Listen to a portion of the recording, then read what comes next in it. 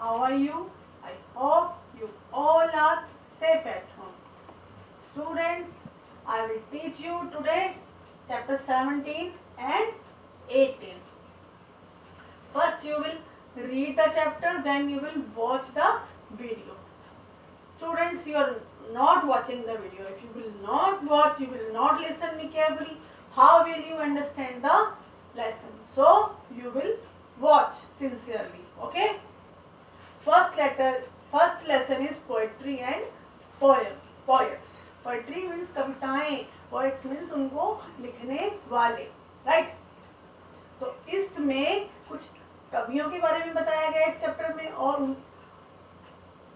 और उनके बारे में कुछ डिटेल बताई गई. Number 1, he was the leading English poet. सबसे बड़े है ना, सबसे आगे रहने वाले इंग्लिश पोएट थे वो. He was appointed the poet laureate of the United Kingdom in 1850.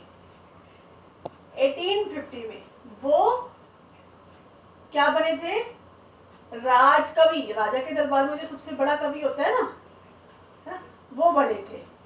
ठीक है, कहाँ पर? यूनाइटेड किंगडम में, यूके में. कब? 1850 में.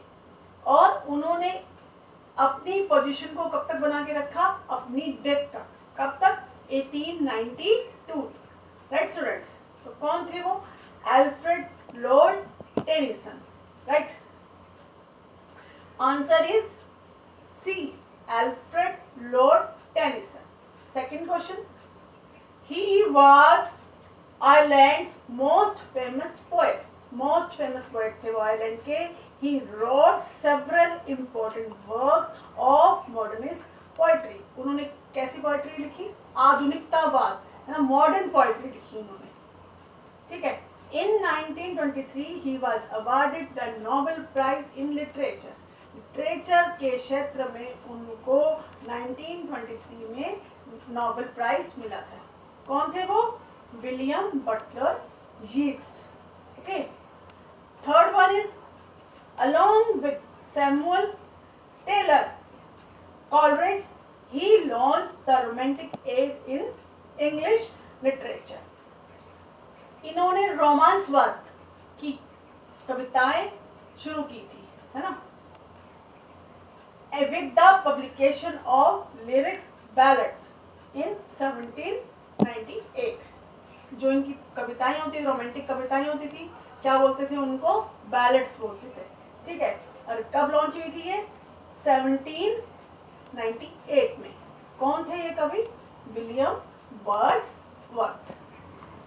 Number 4, he is regarded as the greatest writer in the English language. English language के सबसे महान राइटर थे, है ना. his best known work in poetry is his collection of 154 sonnets. क्या था उनका सबसे बेस्ट कलेक्शन? 154 सॉनेट्स का. सॉनेट क्या होती है? एक 14 लाइन की एक कविता होती है जो इन्होंने लिखी थी, और ऐसी ऐसी सॉनेट्स इन्होंने 154 लिखी थी. वो एक कलेक्शन था, है ना, 154 पोएम्स का. इसके लिए वो फेमस थे. कौन? William Shakespeare. Right. Now next chapter, charming churches.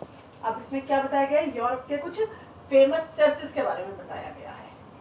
Number 1, dash Paris is one of the oldest cathedrals in Europe. Cathedral क्या था? बड़ा गिरजाघर जहां पर क्रिश्चियंस पूजा करते हैं. ठीक है. Church.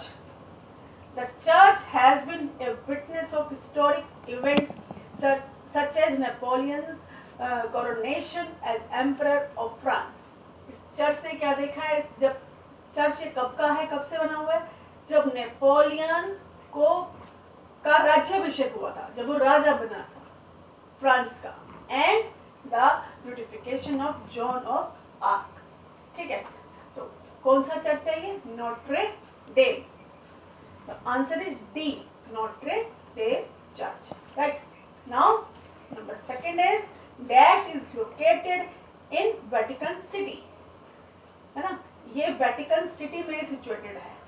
The smallest country of the world in the world, world की सबसे छोटी country. It has the tallest dome in the world. Dome होती है जैसे गुम्बद, है ना, गुरुद्वारों में भी होती है, मस्जिदों में भी, है ना, होती है. तो जो सबसे ऊंची डोम है वो इसी में. ठीक है, तो कौन सा चर्च है वो? Saint Peter's Basilica. Saint Peter's Basilica is answer is C. Right. Now number third. Dash is located in the red square of the capital Moscow at the center of the city in Russia. ये church कहाँ पर है? Russia के बिल्कुल centre में. कौन सी city में? Moscow में. तो कौन सा है ये? E. Answer is E. Saint Basil Cathedral. Right. ये चर्च का नाम है. Number 4. Cologne Cathedral. Cologne, Germany is the largest Gothic church in Europe. Gothic means एक Gothic एक जाति है. ठीक है, Gothic जाति से रिलेटेड जो इन लोगों का जो चर्च है ना, वो कहाँ पर है? वो जर्मनी में है. जर्मनी का सबसे बड़ा, है ना. क्या बोलेंगे इसको? Cologne cathedral. Cathedral means church. Right. Now number 5. Westminster Abbey. अब ये एक बड़ा स्पेशल चर्च है, इसके बारे में आपको ध्यान से सुनना पड़ेगा, है ना. This is in London. London में है ये. UK has been the site for coronation of English monarch. जो वहाँ के मोनार्च होते हैं, मीन्स जो राजा बनते हैं, उनका राज्याभिषेक होता है कहाँ का? यूके के, है ना. वो स्पेशली इसी चर्च में होता है. ठीक है, तो आंसर कौन सा है इसका? बी. वेस्टमिंस्टर एबे. You will listen the video carefully, you will read it, the chapter carefully, and you will learn difficult word, and you will do practice in rough notebook. Okay, first you will do answers in book only, then you will do writing practice in rough notebooks. Stay home, stay safe, bye.